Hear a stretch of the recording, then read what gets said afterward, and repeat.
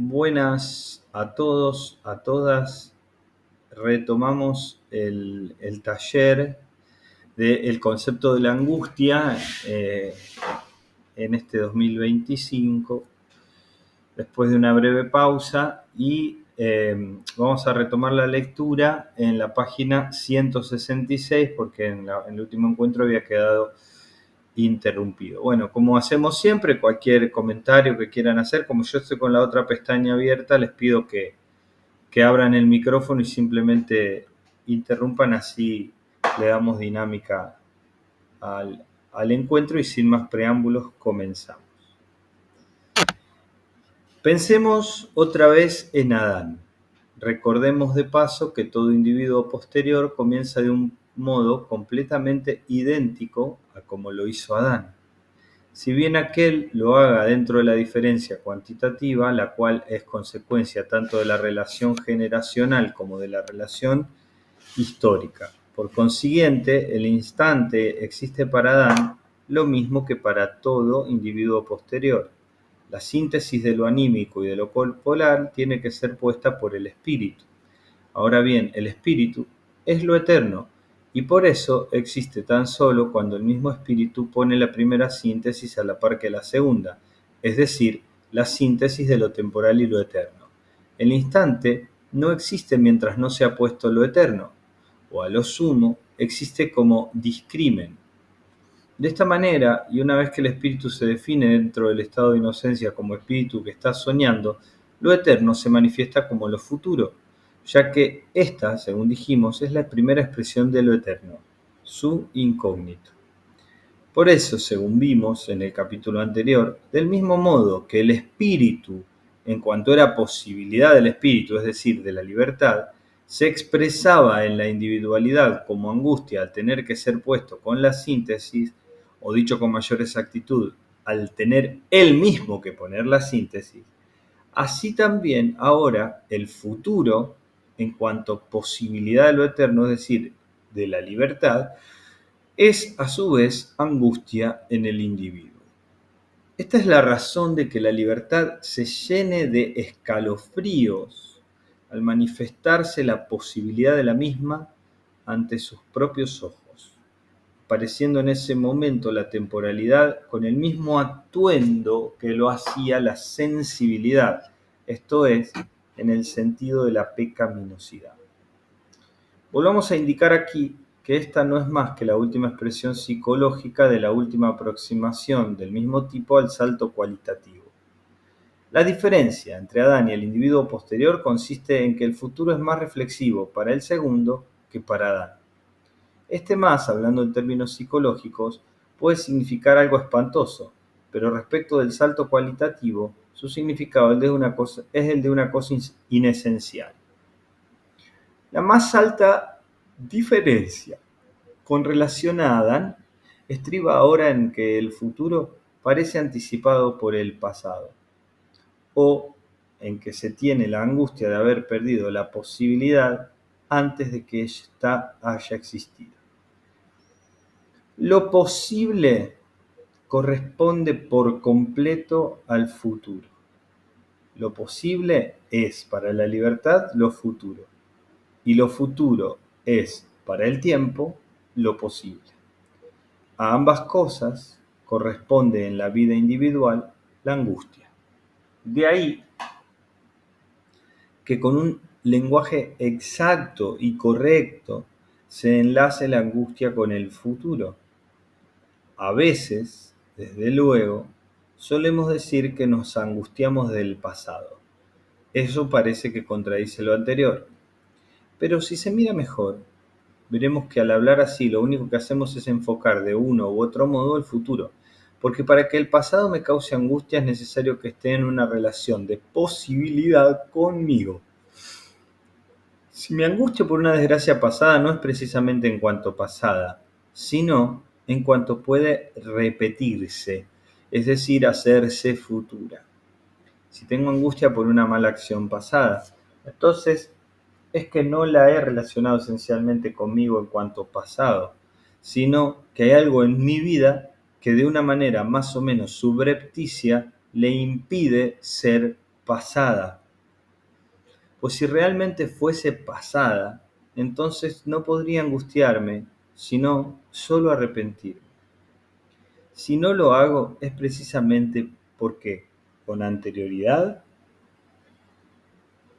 me he permitido convertir en dialéctica mi relación con ella, y así aquella mala acción se ha tornado en sí mismo una posibilidad y no algo pasado.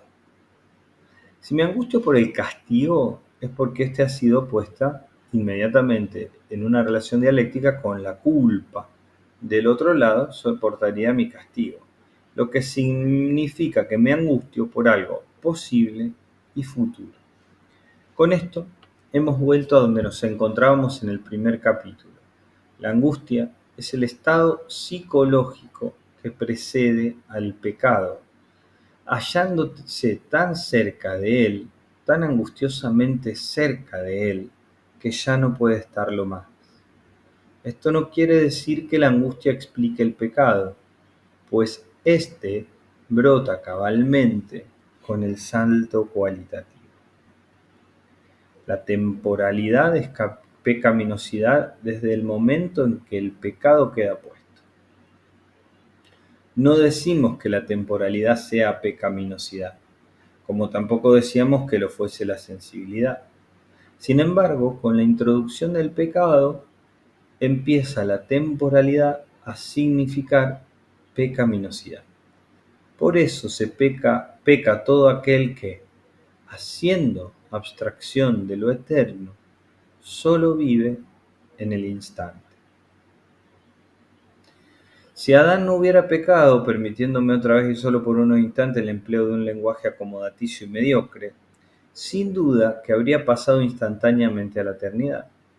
Por el contrario, una vez introducido el pecado, de nada sirve que se quiera hacer abstracción de la temporalidad, como tampoco vale de nada abstraer la sensibilidad. La angustia de la falta de espiritualidad. Antes de pasar ahí, leemos los dos llamados que hace Kierkegaard, son bastante largos. La definición de temporalidad como pecaminosidad implica también la muerte como castigo. Esto significa un cierto avance y analogía de lo mismo, y una analogía de lo mismo puede encontrarse, si se quiere, en el hecho de que, incluso en el aspecto externo, la muerte suele anunciarse tanto más espantosa cuanto más perfecta sea la estructura del organismo.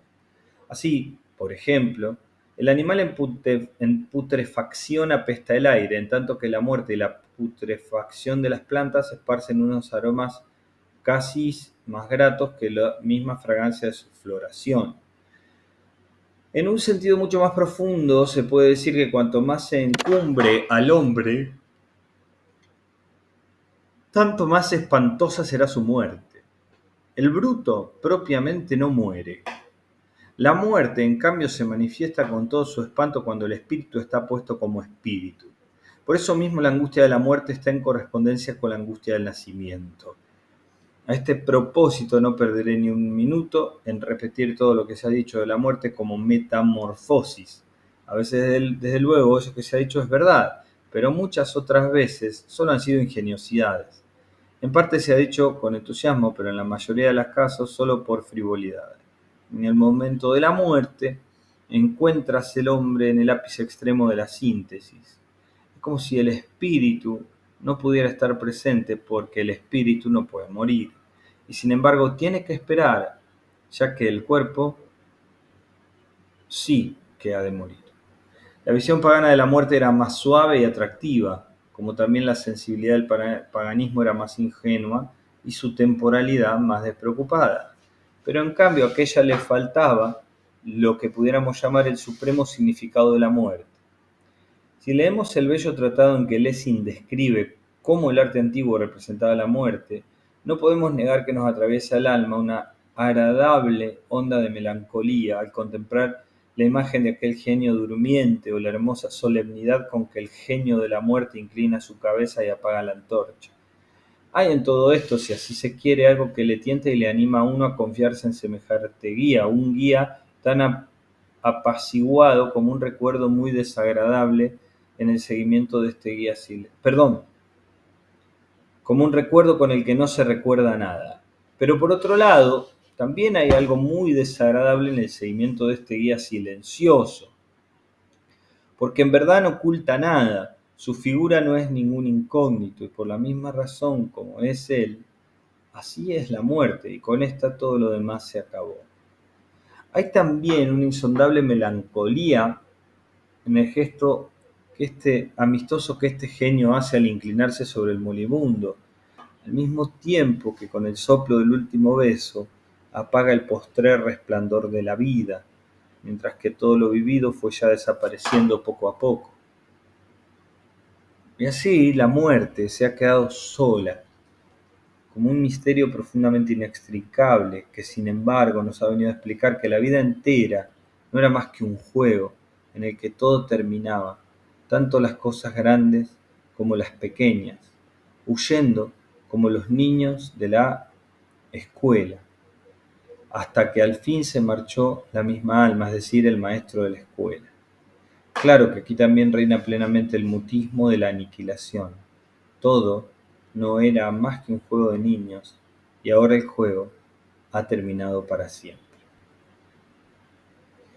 Lo aquí expuesto hubiera podido encontrar también su sitio adecuado en el capítulo primero. No obstante, hemos preferido colocarlo en este lugar por la sencilla razón de que nos sirve como la mejor introducción para lo siguiente. Bueno, hacemos una pausa, comentamos lo que hemos leído hasta ahora y luego, si da, sí, yo creo que vamos a dar bien de tiempo, avanzamos un poquito más.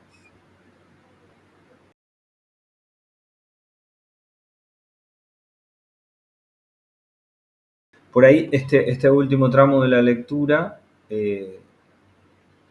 desvió un poquito el eje, ¿no? Esta nota al pie, pero me parece que hay mucho para sacar. Rick, ¿levantaste la mano vos? No, no, no, todavía no. Bien, quedan ahí algunas cosas que quedan muy bien explicadas, me parece, de lo que quedó pendiente del encuentro anterior, que habían quedado algunas cuestiones por ahí un poco abiertas.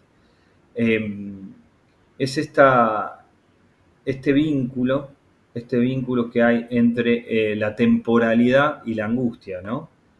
Eh, y la relación que tiene la angustia con el futuro. Me parece que ahí hay algo re potente, re interesante para comentar. No sé si a alguien le parece, podríamos comenzar por ahí. Hay una oración que para mí es interesante y compleja al mismo tiempo y que quizás sirve un poco para dar pie a la discusión. Es cuando Kierkegaard escribe, lo posible se corresponde totalmente con el futuro, lo posible es para la libertad lo futuro y lo futuro es para el tiempo lo posible. A ambos corresponde en la vida individual la angustia. La versión que yo tengo, perdón, es de Trotan, no es la que están siguiendo ustedes, pero es similar. Ahí, eso, lo posible corresponde por completo al futuro. Lo posible es para la libertad lo futuro y lo futuro es para el tiempo lo posible. No sé, esto me parece que es muy debatible, por ahí, no sé, podemos debatir qué quiere decir Kierkegaard con esto, me parece, ¿no? Porque ahí aparece la posibilidad, la libertad como posibilidad, creo, lo futuro como lo eterno, el tiempo relacionado a la libertad y a lo posible.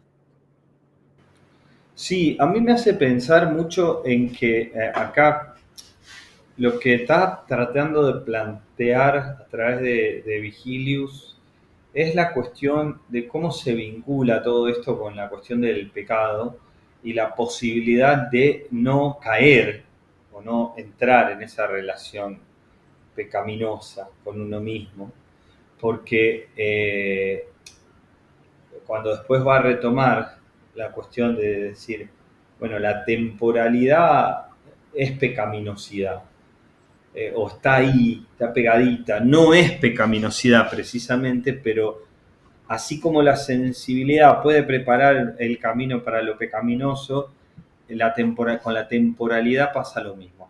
Y la gran cuestión entonces es qué relación establece ese espíritu, ese yo que queda puesto con lo temporal y con lo sensual, que era el capítulo anterior, ¿no? Con la sensualidad y con la temporalidad. Es decir, cómo me vinculo con ese futuro, me deja a las puertas o no de esa pecaminosidad. Y cuando él insiste tanto en la cuestión de lo eterno, es porque está pensando en la salvación, digamos. ¿No? A mí me da esa impresión, pero no lo va a decir nunca, ni puede decirlo Vigilio, porque es un psicólogo, no es un pastor, ¿no? Entonces, necesariamente tiene que plantearlo y dejarlo abierto. Pero me parece que está por ahí, digamos, por ejemplo, frente a la pregunta de la muerte, y si hay algo o no más allá de la muerte, y si yo tengo que hacer algo o no en esta vida para garantizarme cierto estado de eternidad, bueno, no hay manera que eso no produzca angustia si se afronta esa pregunta con seriedad. Pero nada, a mí me da la impresión que hace todo el tiempo esto. Llega a este punto y pasa otra cosa. Llega a este punto y pasa a otro tema. A lo largo de todo el texto. Sí, yo quería decir, Graciano, bueno, y Cielo y todos, que a mí me queda claro una cosa, por lo menos me queda clara, que es la relación que él plantea con el pasado, que cuando dice solemos decir que nos angustiamos del pasado, pero en realidad, y ahí tiene que ver, no sé, de costado me resuena también el tema de la repetición, pero es el tema de que en realidad el ser humano está siempre orientado hacia el futuro, como vos decís, el tema de la salvación tiene que ver, y lo que causa angustia es la posibilidad, y en el caso de algo que nos ha sucedido, una desgracia, etcétera, no es tanto eso que recordamos como nos angustia, sino la posibilidad de que se vuelva a repetir o que suceda algo, bueno, suceda algo muy parecido. A mí además me resuena mucho con el tema de lo que sería por otro lado, ¿no? Con la terapia, con el hecho digamos, un tratamiento terapéutico, la psicología, etcétera. Porque acá tiene que ver también con este tema de que en realidad uno está abierto más bien a la posibilidad y a no quedarse tampoco tan enganchado con ese pasado, ¿no? Pero bueno, eso es lo que quería decir, ¿no? Muy bueno, porque no hay manera, está buenísimo eso. ¿Cómo hacer para que el pasado quede como pasado, como algo que ya pasó? Porque puede generar tristeza, por ejemplo, que sabemos que no es lo mismo que la angustia. Bueno, estoy triste porque recuerdo un hecho triste del pasado, pero la angustia frente al pasado está en vínculo con la posibilidad de que vuelva a ocurrir. Eso, el pasado como posibilidad que puede repetirse y la repetición no como repetición de lo igual en Kierkegaard, ¿no? Cuando él habla de la repetición en su libro, no habla una repetición de lo igual, sino de la posibilidad de que vuelva a surgir algo nuevo. Pero, digamos, es como la repetición formal, no de contenido, diría de alguna manera, ¿no? La repetición de un instante que da lugar a algo nuevo. Y eso me parece súper interesante. Acá, un poco volviendo a lo que vos decías, Graciano, al comienzo, la angustia ligada a la salvación, a lo eterno, y entonces a lo futuro, y lo futuro como lo posible. Creo que ahí está la relación, ¿no? Lo eterno, lo futuro, lo posible, la libertad, la posibilidad, es como, no son sinónimos acá, pero de alguna manera hay una relación directa con la angustia que pone a todos esos términos en un polo determinado, ¿no? Entonces nos angustiamos por la libertad, por lo futuro, por lo posible, y lo retomaba Rick también y me parece eso muy, muy central en este punto. A mí me resulta inevitable pensarlo espiritualmente e incluso vinculando esto que vos decís Cielo, con lo que decía Ricardo recién, con lo que decía Rick, porque ¿cómo puedo ser libre del pasado? O sea, ¿cómo puedo dejar de angustiarme por lo que pasó? ¿no? Y pienso mucho en la cuestión evangélica de todas las cosas son hechas nuevas, ¿no? Como dice el apóstol Pablo, cuando plantea esa idea de que podemos ser una nueva creación, que hay una novedad de vida cuando uno logra arrepentirse genuinamente, ¿no? O sea, ahí hay una transformación del ser humano que queda liberado completamente de la opresión que produce la carga del pasado, la carga del pecado, digamos, para decirlo bien teológicamente. Y eso es, bueno, como el mismo Kierkegaard lo señala, es de uno a uno. Esto no puede ser una cosa genérica, general. Es una experiencia que ha de ser experimentada, vivida por el singular. Se me viene a la cabeza el Salmo que dice, cuando estaba en angustia, tú me hiciste ensanchar, me llenaste de gozo, me inundaste de paz. Quiero decir, ese momento de angustia, contrario, como vos decías en el último encuentro, cielo, hacer algo absolutamente negativo, es el que abre, es el que permite una apertura a la novedad de vida, el que nos permite salir de la repetición en el sentido enfermizo de la repetición, porque el que está angustiado por el pasado, en realidad tiende a la repetición de eso, ¿no? De eso que lo angustia. Porque, como decía, estoy re bíblico hoy, pero como decía también Job, el mal que me sobrevenía, el mal que me temía, ese me sobrevino, ¿no? Es decir, estar atado a una angustia por algo que pasó o que podría volver a pasar, me termina generando ahí una predisposición hacia eso. Es intenso esto, es interesante.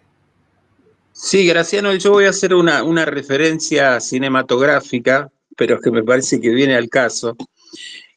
En términos no de lo negativo, sino de lo positivo.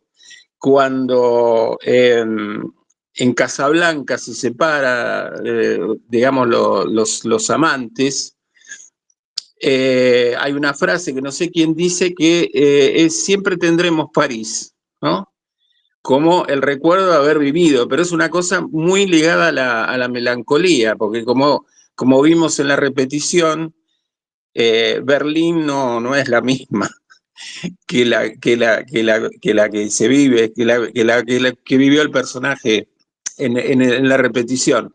Entonces, uno se puede quedar enganchado al recuerdo en términos de una melancolía por algo hermoso que ha vivido, pero que tampoco se va a volver a repetir, porque es eso, porque es siempre lo que vos hablás en términos bíblicos de la posibilidad de lo nuevo, de anunciar la novedad, ¿no? Está buena la referencia a la peli, ¿no? Porque ese siempre nos queda París, ese también el lugar de ese encuentro amoroso que no se va a repetir, digamos. Y, y queda ahí como recuerdo. Bien. Hay una partecita que habla del recuerdo que no puede ser recuerdo, cuando habla sobre acaso la muerte. ¿Puede ser? Y es interesante esta nota, estoy segurísimo que la nota la escribe cuando revisa el manuscrito. Estoy completamente seguro que esa nota la agrega después. No sé por qué tengo esa seguridad, pero me da esa impresión porque hace una tangente, ¿no? Corta ahí un poquito y sale para otro costadito. Sí, incluso dice que lo hubiera puesto antes. Claro, ahí me da esa certeza de que lo revisó y dijo, che, esto podría encajar allá, pero mejor que quede acá. El vínculo con la muerte, y acá Heidegger también toma, ¿no? La cuestión del pasado, cuando él habla de lo sido, ¿no? Lo que ha sido. Y el vínculo que tenemos con el tiempo, con el modo en que experimentamos lo temporal. Me parece que acá esa cuestión de la muerte encaja perfectamente, porque lo que apunta a Kierkegaard es que después del cristianismo el modo de entender la muerte no puede ser el mismo. Si es tan dulce la muerte como la marca Lessing, ¿no? el ensayo de Lessing, o como la marca el paganismo, la vida no era más que un juego. Me parece que hay algo interesante ahí, pero bueno.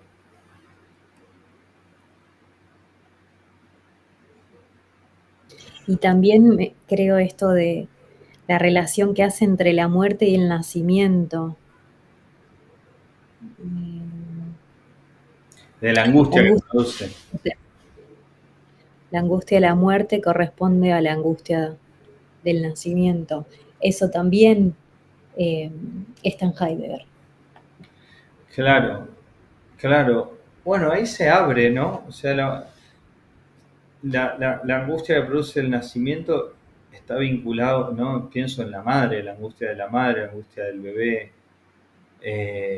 si es que le podemos llamar angustia, a ese yo creo que sí, pero que se abre la temporalidad ya como una condición eh, inextricable, digamos, de la existencia humana, es inescindible, ¿no? Y el espíritu lo que quiere, como el espíritu no muere, el espíritu lo que quiere es alcanzar lo eterno, pero solo puede hacerlo vinculando su alma con su cuerpo. Eh, bueno, a mí me parece re flashero, está re bueno esto.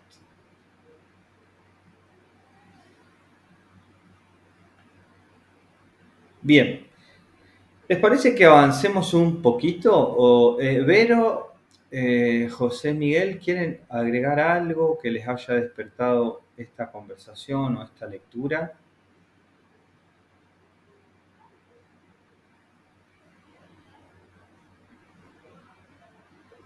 No, no, yo estoy bien escuchando por Bueno, el momento.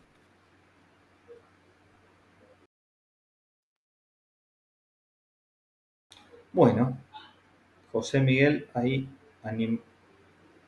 abrió un poquito el micrófono, pero bueno, seguimos entonces. Eh, ¿Alguien más quiere leer?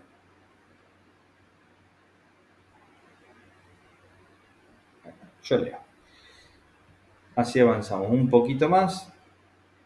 La angustia de la falta de espiritualidad. A pesar de ser tan verdadero lo que hemos expuesto anteriormente, a saber que la angustia es el último estado psicológico del que irrumpe el pecado mediante el salto cualitativo, sin embargo, basta echar una mirada a la vida de los hombres para persuadirnos de que todo el paganismo, así como la repetición de este dentro del cristianismo, se mueve en unas determinaciones de tipo meramente cuantitativo de las que no llega a despegarse el salto cualitativo del pecado. Este estado, no obstante, no es un estado de inocencia, sino que, considerado desde el punto de vista del espíritu, es cabalmente un estado de pecaminosidad. Es bastante curioso, supuesto que la conciencia del pecado apareció por primera vez formalmente con el cristianismo, que la ortodoxia cristiana siempre haya enseñado que el paganismo estaba en pecado. La ortodoxia, sin embargo, tiene razón al afirmarlo, si bien es necesario que se explique un poco más exactamente. En una palabra, que con esas determinaciones de tipo cuantitativo, el paganismo no hace otra cosa, por así decirlo, que dar largas al tiempo, sin llegar nunca al pecado en su sentido más profundo. Pero esto es precisamente el pecado. Es fácil demostrar que lo anterior tiene validez respecto del paganismo. La cosa cambia bastante cuando se trata del paganismo dentro del cristianismo. Porque la vida de los pagano-cristianos no es ni culpable, ni tampoco inocente. Es una vida que en realidad desconoce toda diferencia entre el presente, el pasado, el futuro y la eternidad. La vida y la historia de estos cristianos lleva el sesgo típico de la escritura antigua, cuando las letras se precipitaban sobre el papel sin conocer ningún signo de puntuación y garrapateando todas las palabras y todas las frases unas con otras. Si los miramos con ojos estéticos, todo esto resulta eminentemente cómico, porque, la verdad, es una cosa hermosa oír el murmullo de un riachuelo que acompaña el curso de la vida, pero qué cosa más cómica es que el espectáculo de una suma de criaturas racionales convertidas en un murmullo sempiterno y sin sentido. Yo no sé si la filosofía podrá hacer uso de esta plebe como de una categoría que les sirva de sustrato para una grandeza superior, como es el caso, por ejemplo, de ese batiborrillo vegetal encharcado que va convirtiéndose poco a poco en tierra y enseguida empieza a ser turba y luego otras cosas. En cambio, mirándolo con los ojos del espíritu, toda esa existencia es pecado y esto es lo menos que podemos hacer por ella, ya que con tal afirmación le estamos exigiendo que tenga la debida espiritualidad. Esto que acabamos de decir no es válido acerca del paganismo, porque semejante existencia solo puede encontrarse dentro del cristianismo. Ello es debido a que cuanto más alto se emplaza el espíritu, tanto más profunda se manifiesta su pérdida, y cuanto más encumbrados estaban los que se han perdido, tanto más desgraciados son en su contentamiento. ¿Y ahí qué dice? Los insensibilizados, dicen en la versión de Trota. Ajá. Ahí está la referencia a Efesios 4:19. A ver, capaz que de ahí toma esa expresión en griego. Efesios 4:19. Claro, dice, los cuales después que perdieron toda sensibilidad se entregaron a la lascivia para cometer toda clase de impurezas. Exactamente. Bien.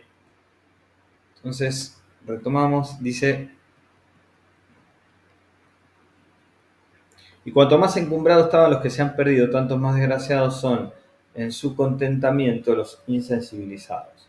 Si comparamos esta beatitud peculiar de la falta de espíritu con la situación de los esclavos en el paganismo, bien podemos afirmar que la esclavitud, a pesar de todo, tiene sentido, pues no es de suyo absolutamente nada.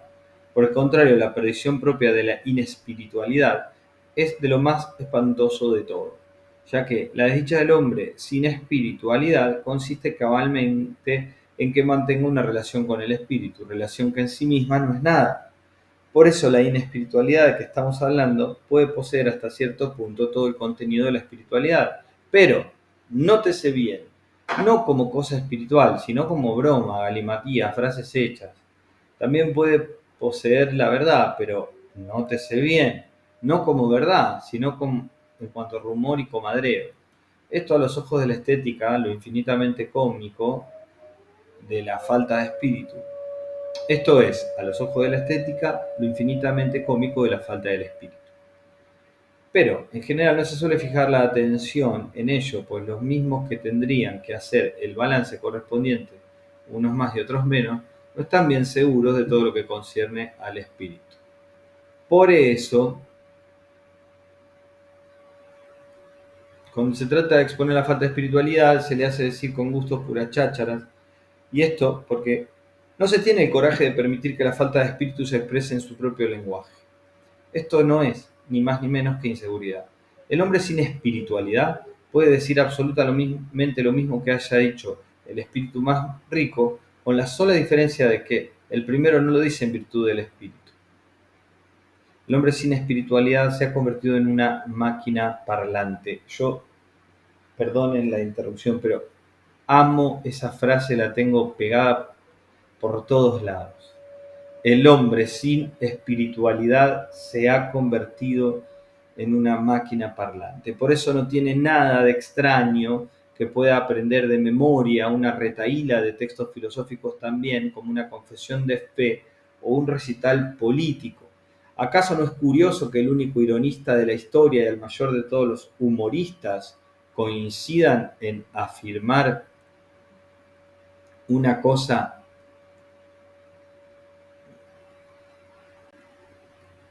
por una cosa que, por otra parte, parece ser la más sencilla de todas, que se debe distinguir entre lo que se entiende y lo que no se entiende.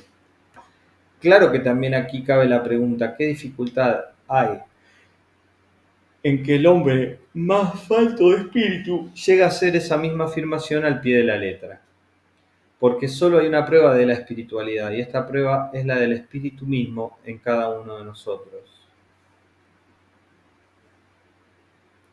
El que quiera otras pruebas quizá logre hacer un acopio enorme de ellas, pero le servirán de poco, pues ya está catalogado como falto de espíritu.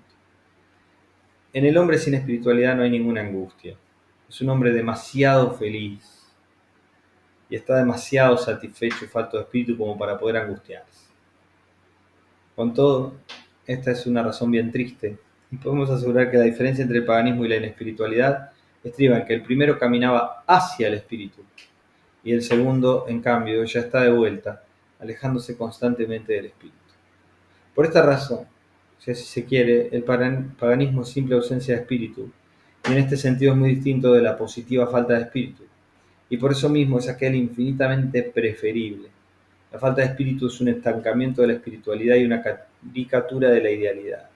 De ahí que la falta de espíritu no sea precisamente necia cuando nos viene con todas sus retahílas, sino que lo es sobre todo en el sentido en que de la sal se dice en la Sagrada Escritura: si la sal se vuelve insípida, ¿con qué se salará? Su extravío total, pero también su seguridad satisfecha, consiste en cabalmente en ese no entender nada en el sentido espiritual, ni tomar nada a pecho como auténtica tarea, sin que por eso deje de rozarlo todo con su lívido chismorreo.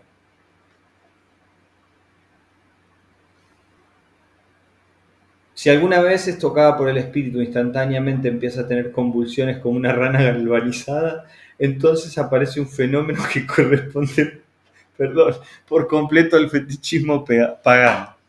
Para los faltos de espíritu no hay ninguna autoridad, pues se sabe muy bien que para el espíritu no la hay. Pero como ellos desgraciadamente no tienen ninguna espiritualidad, él los ha convertido en unos perfectos idólatras, y esto a pesar de todo su saber.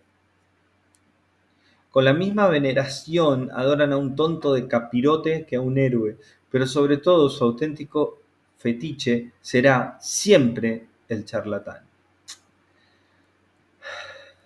Hemos dicho que en la falta de espíritu no hay ninguna angustia, ya que ha quedado excluida de la misma manera que también lo está el espíritu. Sin embargo, la angustia está al acecho.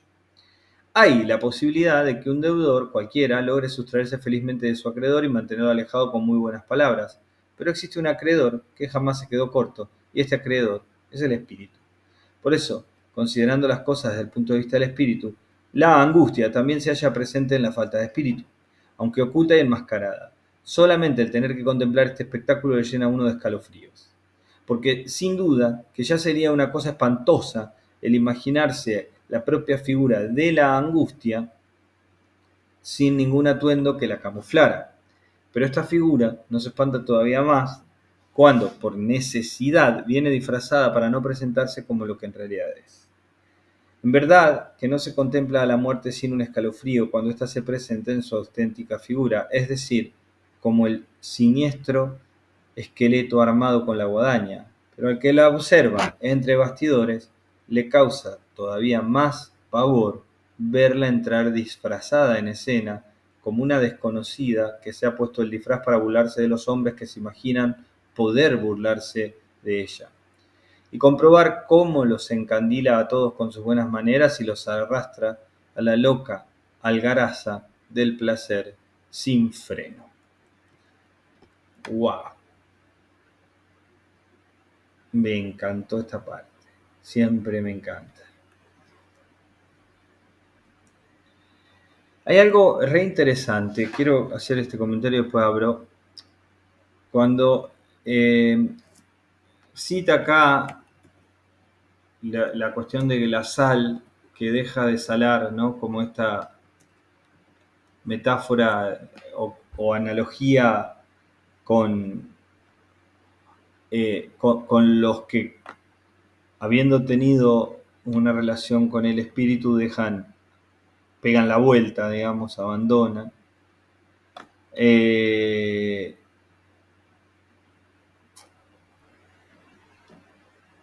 Yo he hecho alguna relación entre esa cuestión de la sal que nos sala con la cuestión de las palabras. Y acá me puso muy contento ver que Kierkegaard plantea la falta de espiritualidad en el ser humano como que lo convierte en una máquina parlante, ¿no? Es decir, hay un texto del apóstol Pablo donde él dice, sean todas tus palabras sazonadas con sal, ¿no? Es decir, hay algo ahí en el dar gusto al hablar. Vieron que uno puede decir muchas cosas sin decir nada, que es la retahíla, la charlatanería, ¿no? Y alguien que tiene esa profundidad en él, la tiene en su espíritu, no la tiene en otro lado, dice algo y te llega, da gusto escucharlo, te toca, ¿no? Me gusta eso porque es lo que exige a todo cristiano que sea, por ejemplo, capaz de que las frases hechas del amarás a tu prójimo, del amarás a Dios, o cualquier frase hecha dentro de la dogmática, no es verdad hasta que no cobra vida en el cuerpo de cada uno a partir de una decisión del Espíritu. O sea, hasta que no se hace carne en mí. O sea, no es verdad. Es esa afirmación de que, por ejemplo, es mejor dar que recibir si yo no lo experimento en mí. Y el que lo experimenta y lo prueba puede decirlo con autoridad. Pero mientras tanto es eso, una frase vacía.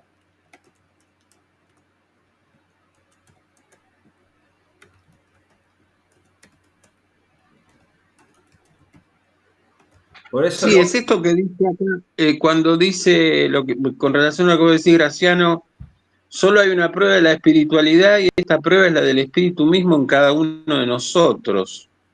El que quiera otras pruebas quizás logre hacer una copia enorme de ellas, pero les servirán de poco porque ya está catalogado como falto de espíritu.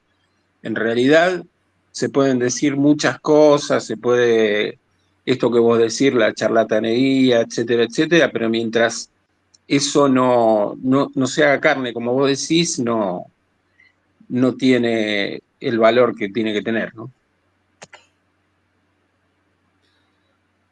exactamente. Además, interesante esto porque pienso, no, él acá cita a Hamann y también a Sócrates. El hombre más sabio fue también el mejor humorista, dice. Pienso en la frase solo sé que no sé nada, digamos. Es una frase recontratrillada, puesta en boca de Sócrates. Tiene un sentido y una profundidad que te interpela hasta lo más profundo, porque si yo estoy seguro de algo, de que sé que no sé. Puedo decir que hay cosas que no las entiendo, que no las sé. Claro, Graciano, pero eso justamente lo que vos planteás se da en el medio de una situación en que todos se suponían que sabían todo, ¿no? O sea que en realidad él dice que no sabe nada porque todo lo que están hablando alrededor creen que saben algo también, ¿no? En el contexto ese.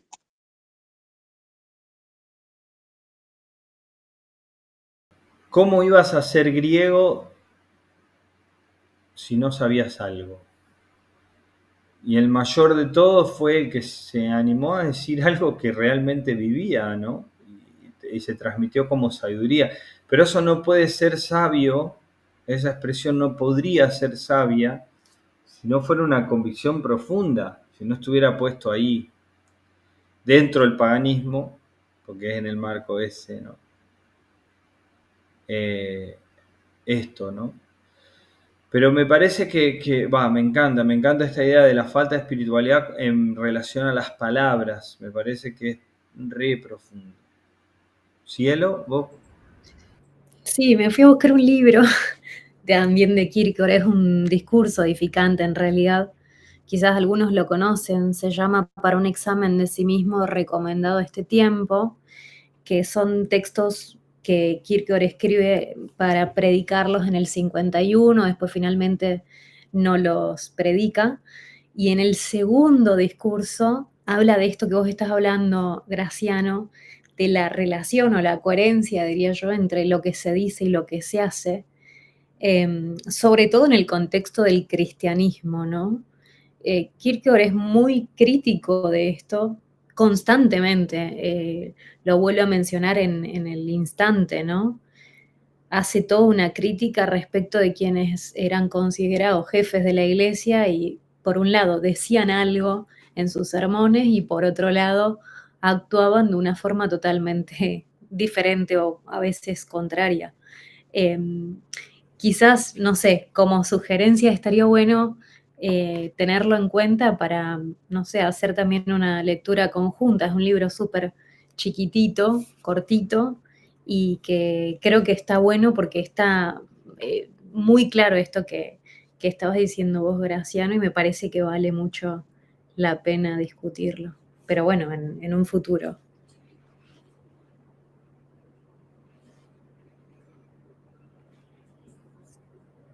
Hay Creo que una está así. escena ahí, sí, que él, cuando él se enoja con Münster, Sí. que Münster era un obispo muy reconocido, que bueno, había logrado una carrera notable dentro de la iglesia por cómo comienza su ministerio y cómo logra finalizar su ministerio. Y parece que daba en el obispado muy buenas comidas, digamos, se hacían grandes banquetes en el obispado, y Kierkegaard nunca estaba invitado, ¿no? Digamos que acá había un problema también, que a él le gustaba bastante comer bien, le gustaba mucho comer bien, gastaba en eso. Pero relata Kierkegaard muy enojado en uno de sus diarios, como que no hay problema, digamos, con que hagan un banquete. El problema es hacerse como que, y esto, la verdad es que yo no lo quisiera vivir como un pobre. Digamos, en realidad yo creo que lo que hay es una denuncia profunda, como lo hizo Jesús en su momento, de la hipocresía, digamos, ¿no? De la hipocresía, ¿no? De esta máscara que también se plantea acá. La muerte es tenebrosa, es tremenda, estremecedora, pero mucho más terrible es si se disfraza. Y creo que yo la engaño cuando la que me está engañando es ella. Con eso mismo compara la falta de espiritualidad, ¿no? Hay una alumna mía decía, hay gente estúpidamente feliz, digamos, hay gente que no se angustia, no pasa nada, no tiene falta de... Yo tengo un conocido absolutamente seguro y pagado de sí mismo, o sea, todo lo que él hace, dice, piensa y ejecuta está bien, no tiene lugar a dudas el chabón, ¿viste? Y a mí me produce una cosa tan extraña, pues yo, ¿cómo hace? ¿No? Los que vivimos en un mar de dudas, ¿viste? Claro, no hay angustia, no hay pregunta, no hay interpelación, no hay nada. Hay una acción pura y además absolutamente, ¿viste? Confirmada por sí mismo, por su criterio, ¿no? Son todos pelotudos menos yo, sería la expresión para hablar en criollo.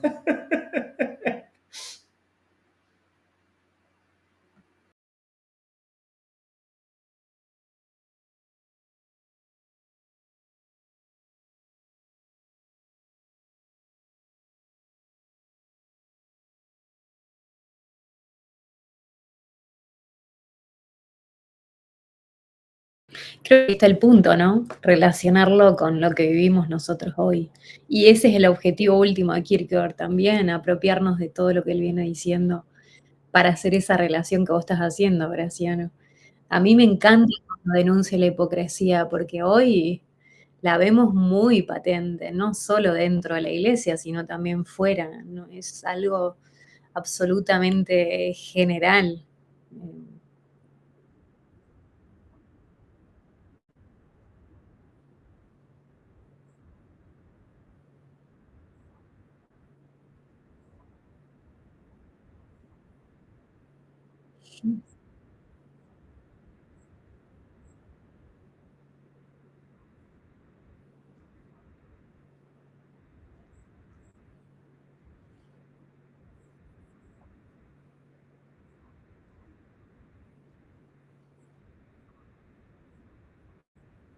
Tremendo.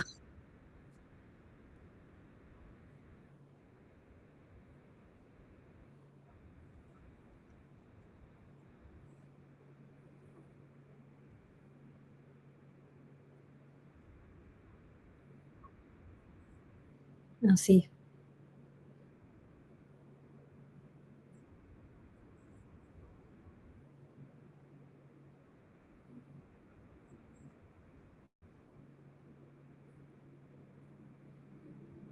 Bueno, de hecho, ahí está toda la denuncia que él hace a la filosofía alemana de alguna manera, ¿no?